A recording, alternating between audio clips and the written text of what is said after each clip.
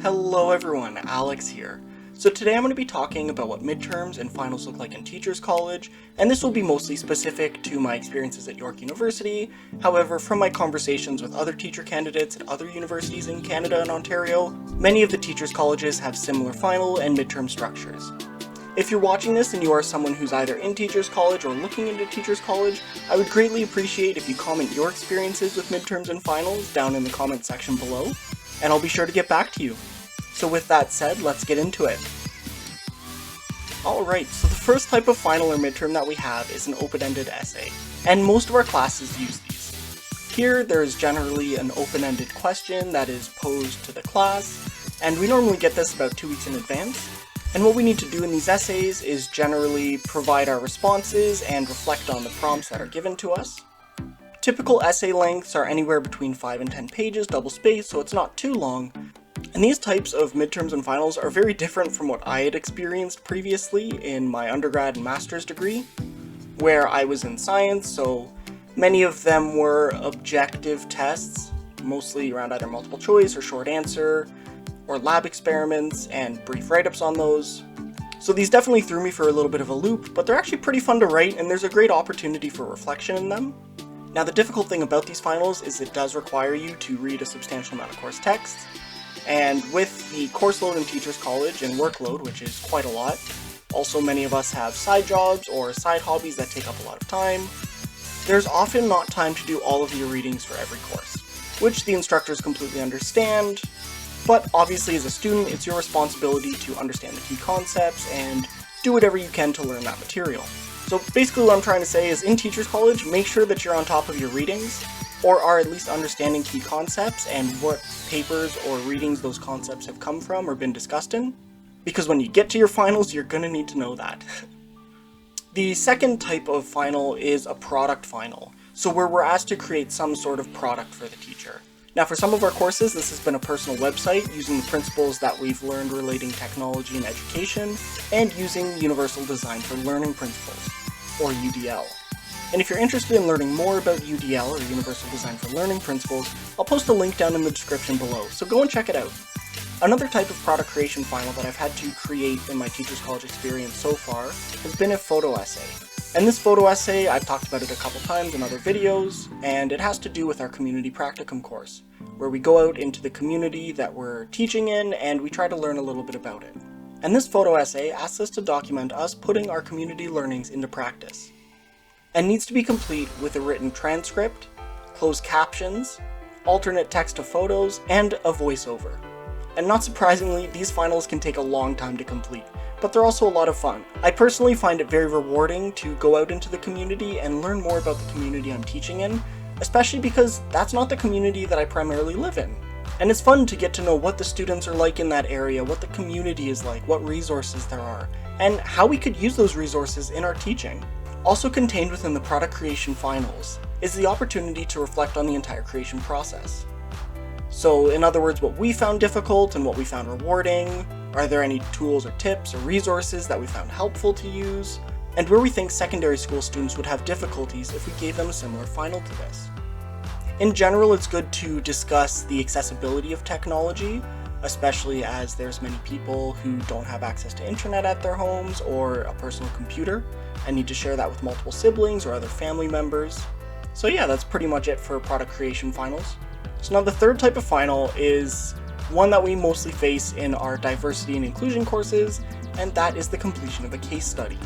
So in the finals that I've had to do for some of my courses, we've gotten a complete class profile and student profile of many of the students in the class who might have learning disabilities, are gifted, or have special needs, or simply just need accommodations to access the curriculum.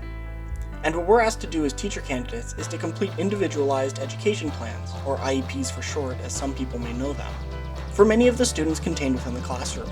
And these finals can be a lot of fun to do. They do take a little bit of time, but it's a great learning experience because it's something we're going to have to do in the future as educators. We're going to be looking to create individualized education plans for students who need them, or we're going to need to modify individualized education plans that were created for students maybe in grade 1 or 2, and have sort of followed them throughout their educational journey, however maybe aren't so relevant anymore in secondary school or high school. And we also need to make sure that the students' wants and desires and goals are reflected in these individualized education plans.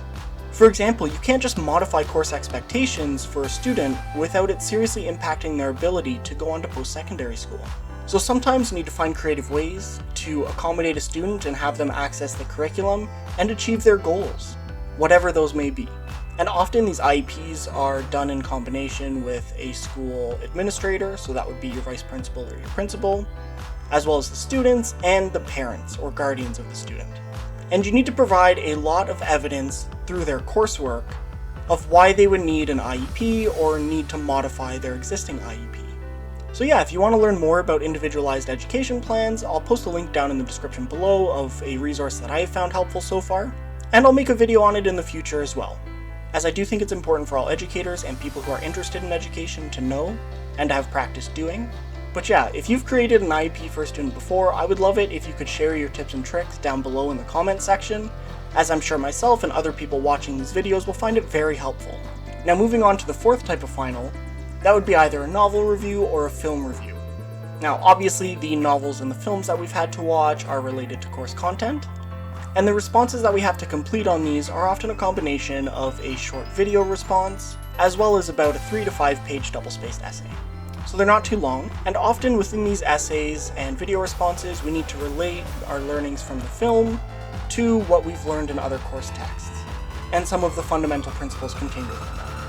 So depending on the length of the film or the novel, these responses actually don't take too long. I've found that many of the novels that we've been required to read generally take around 6 to 8 hours to read on the upper end, and the video responses normally take about 10 minutes to film, and the essays take a few hours to write, as long as you've been keeping up with course content.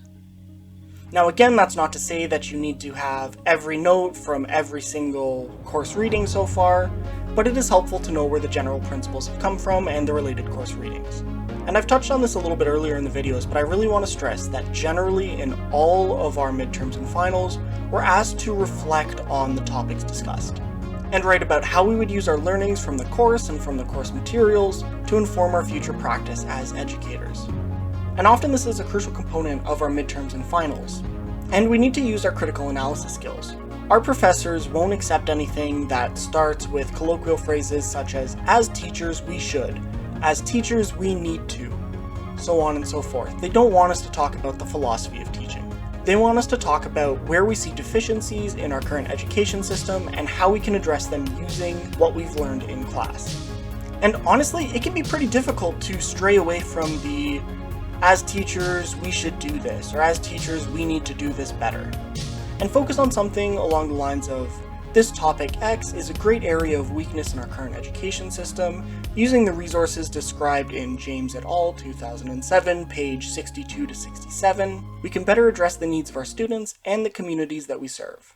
And that's just a short example, but I'm sure you get my drift. But yeah, so that's it for this video. I hope you all enjoyed it, and if you like content like this, or want to see some of my science demonstrations, other Teachers College videos, or YouTube tutorials, please like and subscribe to my channel.